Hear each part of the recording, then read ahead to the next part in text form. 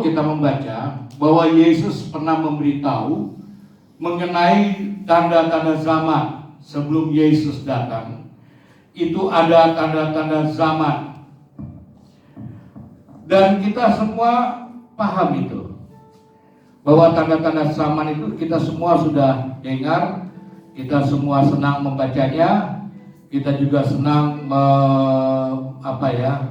sharing. Tetapi masuk pada awal 2020, tanda-tanda zaman itu tidak ada. Kan Tuhan katakan pada waktu terjadinya Sodom dan Gomora, sebelum dibinasakan, orang itu ada tanda-tandanya. Mereka hidup berpesta pora, mereka makan minum dan sebagainya. Jadi ada dua kisah tentang malapetaka yang sebelum malapetaka itu datang, itu sudah ada tandanya. Orang membangun katanya, orang pesta pora, kuliner dan sebagainya. Dan pada waktu nanti di akhir zaman di mana Yesus akan datang, tanda-tanda ini juga akan muncul. Orang pesta pora dan sebagainya, orang membangun. Tapi pada waktu kita masuk di tahun 2020, tanda-tanda zaman itu tidak nampak, saudara. Dunia nampak sepi. Dunia nampak berdiam diri. Hampir 200 negara berdiam diri. Mereka tidak bisa berkarya, bergerak. Dulu orang disekolahkan supaya nanti kalau mereka besok sudah dewasa, anak-anak kita sudah dewasa, mereka bisa berkarya karena kita berikan ilmu. Orang-orang tua menyekolahkan supaya mereka mendapatkan ilmu, mendapatkan pengetahuan, mendapatkan segala macam untuk kebutuhan, keperluan hidup mereka. Tapi ternyata sekarang itu lain, saudara.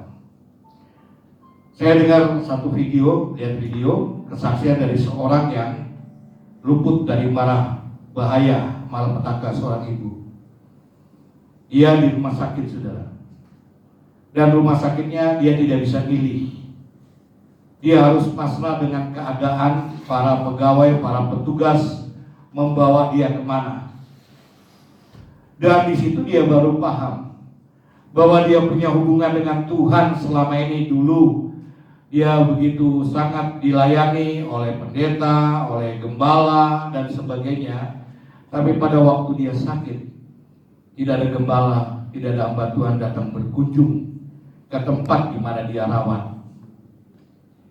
Dan dia mulai paham bahwa dia hidup hanya dengan Tuhan, hanya berharap dengan Tuhan. Dia tidak bisa mengandalkan anaknya, dia tidak bisa mengandalkan mantunya, tetapi sesungguhnya dia hanya menggantungkan harapnya kepada Tuhan. Dan saya mulai coba memahami apa kesaksian hidup ini, bahwa sesungguhnya hampir dia sendiri tidak paham. Dia punya uang banyak, tapi uangnya tidak bisa membantu dia. Uangnya tidak bisa. Biasanya kalau orang dulu kan, kalau kena suatu penyakit, berobatlah dia. Dia berobat ke tempat yang lain, ke Singapura lah, ke Amerika lah, ke tempat-tempat di mana ada tersedia perawatan, ada tersedia obat-obatan. Tapi ada wabah yang sekarang orang tidak bisa mencari tempat yang baik, hanya bersandar saja kepada Tuhan. Dan melalui kebaikan hati daripada petugas-petugas yang ada di depan dengan baju yang cukup ketat, mereka harus mawas diri juga, dia dirawat. Dan disitulah saya mulai memahami bahwa betul selama ini kita kalau dengar firman Tuhan, hanya firman Tuhanlah yang bisa menolong kita di akhir zaman. Hanya firman Tuhan. Tapi ini yang jadi pertanyaan, saudara. Di lingkungan Yesus kan ada dua kelompok. Pertama, kelompok yang mengasihi Tuhan. Di sana ada murid-murid Tuhan. Di sana ada orang-orang yang dekat dengan Tuhan. mereka senang dengar firman Tuhan. Mereka senang dengar apa yang disampaikan oleh Tuhan, diceritakan oleh Tuhan tentang kehidupan sekarang, tentang kehidupan besok, tentang hidup diberkati. Dia dengar dari Yesus. Tapi Yesus juga di dalam penyampaian kabar baik itu, dia memberitahu besok apa yang akan terjadi, baik kehidupannya, mengenai kehidupannya dia maupun kehidupan dunia ini. Jadi ada dua maksud.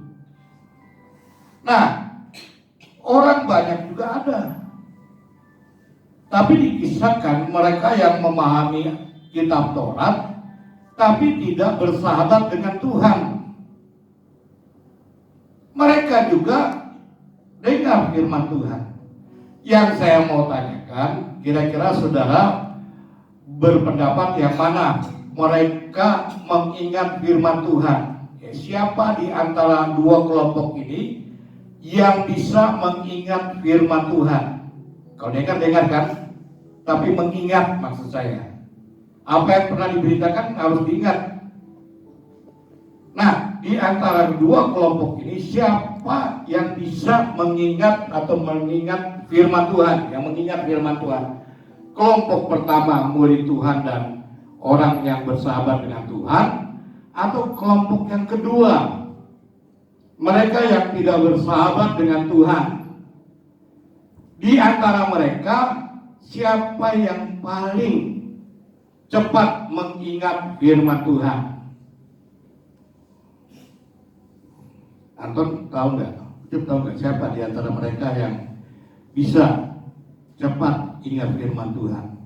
Memang firman Allah menyimpan rahasia ilahi, makanya kita seringkali kan bertanya-tanya, kok pertanyaannya begitu? Pasti sudah jawab, tentu orang yang dekat dengan Tuhan, kan begitu, paling sederhana. Kita beranggapan ya tentu orang yang paling dekat dengan Tuhan, yang mudah mengingat firman Tuhan. Ya, kita baca saja saudara.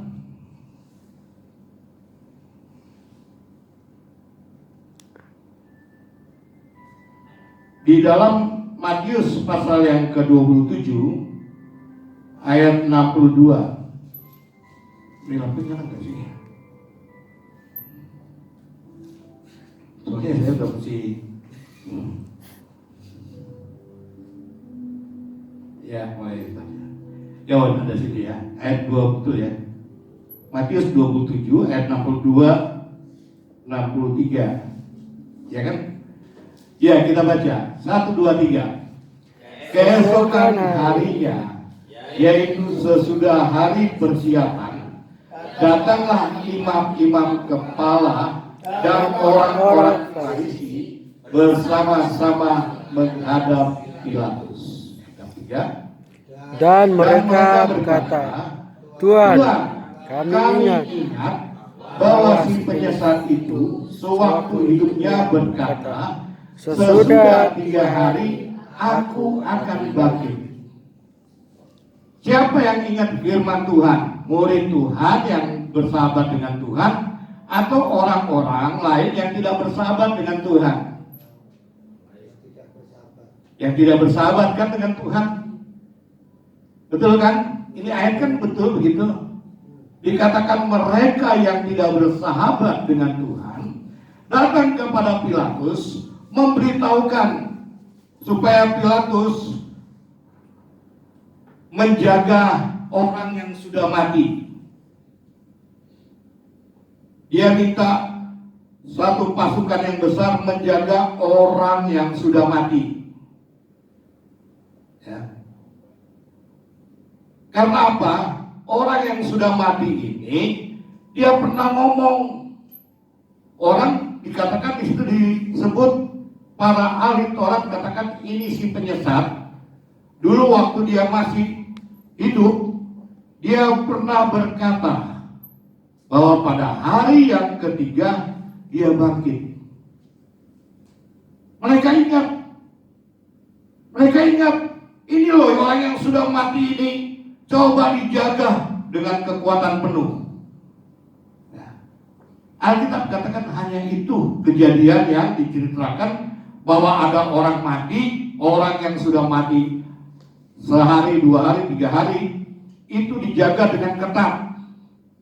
Baru kisah ini di dalam firman Tuhan. Karena apa? Karena omongannya begitu luar biasa. Mereka takut bukan karena apa? Karena omongannya. Dia ngomong bahwa besok hari ketiga aku bangkit. Omongannya begitu, saudara. Orang menyebutnya Yesus, dia penyesal. Yesus adalah satu kehidupan yang menarik, saudara. Kita mengenalnya bahwa dia sangat berbuat baik, betul kan? Dia menolong orang, dia membangkitkan orang mati, kan begitu. Tapi kehidupannya ternyata dicelah,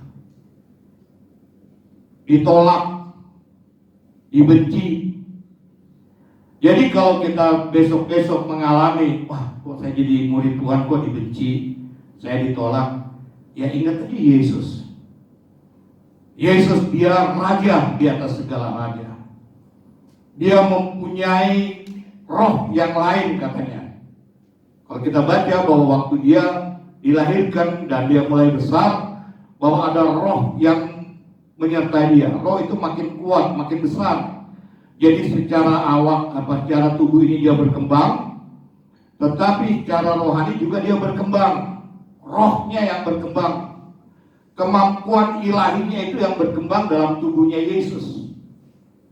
Tetapi sekalipun di dalam kemampuan tubuhnya memiliki roh ilahi, apakah dia di mana-mana dihargai?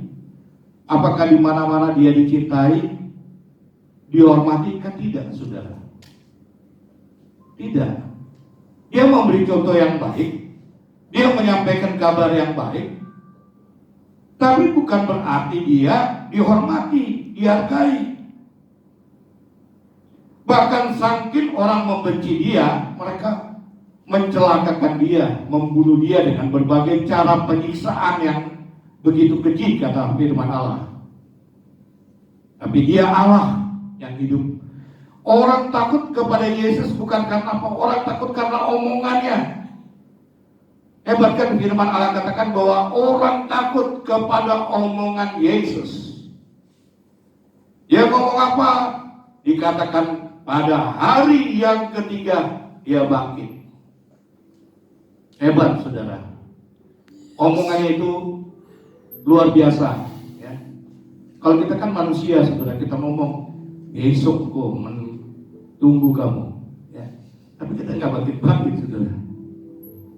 Tapi Yesus dia berkata, dia punya kemampuan hidup. Ya. Dan kemampuannya itu dia hidup dari dirinya sendiri. Alkitab katakan Yesus bangkit karena kemampuan hidupnya. Bukan karena ada dari mana roh lain, tidak. Karena dia punya kekuatan yang dahsyat yang ada dalam tubuhnya. Dialah yang membangkitkan itu. Dulu orang pikir, oh datanglah malaikat pernah datang kepada Yesus pada waktu Yesus di Getsemani. Tapi pada waktu dia bangkit tidak ada dari surga yang datang memberikan roh. Kemampuan tubuhnya, kemampuan perkataannya itulah yang membuat Yesus bangkit. Jadi kemampuan omongannya itulah yang membuat Yesus bangkit. Saudara, di dalam dunia ini kita harus melihat bahwa ada orang-orang yang menjaga begitu rupa omongannya. Kami pernah berkumpul ya, kita pendeta ini dari desa. Nah dari desa ini di Sulawesi Utara, di pedesaan dia jauh. Orang dulu itu hanya omongan, saudara. Kalau kami ngobrol, dia ngomong soal tanah ya. Ki tanahnya aku dibatasi ki. Ada tanda-tanda batas. Itu ada sungai, itu batas. Jadi 60-70 tahun yang lalu orang di sana mengatur kepemilikan tanah dengan omongan. dengan omongan saudara. Dan betul saudara, yang kami juga heran, ada kisah-kisah begini. Ini tuan tanah, dia punya tanah, tapi dia berikan, kalau kamu mau tanam kelapa, tanam aja. Kelapanya kamu boleh ambil, tapi tanah itu tanah saya. Dan sampai 50 tahun kemudian, itu omongan jadi pegangan saudara. Jadi pegangan. Nah, setelah itu baru kami sadari, di zaman yang maju ini, bukan begitu, saudara. Tidak begitu. Sekarang yang dijaga harus ada surat. Kepastian hukumnya ada pada surat. Dulu tidak, kepastian hukum pada cangkemnya, pada omongannya. Jadi inilah yang saya bilang bahwa banyak rahasia ilahi yang tersimpan dalam firman Tuhan. Jadi sekali lagi saudara, khotbahnya pendek memang, kemampuan omongan ini saudara yang membuat Yesus bangkit. Yes. Dan orang takut. Orang takut. Keesokan harinya, yaitu sesudah hari persiapan, datanglah imam-imam kepala dan orang-orang Farisi bersama-sama menghadap Pilatus, dan mereka berkata, "Tuan, kami ingat bahwa si penyesat itu sewaktu hidupnya berkata, sesudah 3 hari aku akan bangkit." Jadi orang takut karena omongan. Mereka gentar karena omongan. Dan saudara, ini apa yang membuat kita kok bisa hidup saudara? Karena omongannya Tuhan. Amin saudara. Yes. Karena omongannya Tuhan. Dia berkata, akulah gembala yang baik. Gembala yang baik merawat, menjaga, memelihara. Ini omongan Tuhan. Kita mendengar bahwa dia adalah yang hidup, gembala yang baik. Itu kan omongan waktu dia berkata kepada orang banyak, akulah gembala yang baik, akulah air kehidupan. Itu omongan kuat saudara.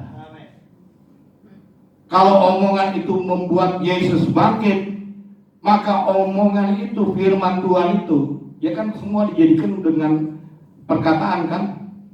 Langit dan bumi dijadikan dengan perkataan. Apa yang dikatakan oleh Yesus itu terjadi. Amin saudara. Amin. Makanya saudara, apapun yang kita alami, kita harus ingat omongan Tuhan, perkataan Tuhan. Dia adalah tabib yang heran. Dia Allah Yehova Jireh. Dia Allah yang menyembuhkan. Dia Allah yang memelihara. Itu omongan saudara. Tapi omongan itu harus kuat di dalam ingatan kita saudara. Kalau kita kan pergunakanlah yang baik. Itulah perkataan-perkataan Tuhan. Amin saudara. Saudara pulanglah, omongan Tuhan itu membuat Yesus bangkit. Membuat lawan-lawannya ketakutan. Dan kita percaya itu. Saya rindu nyanyi seperti rusa.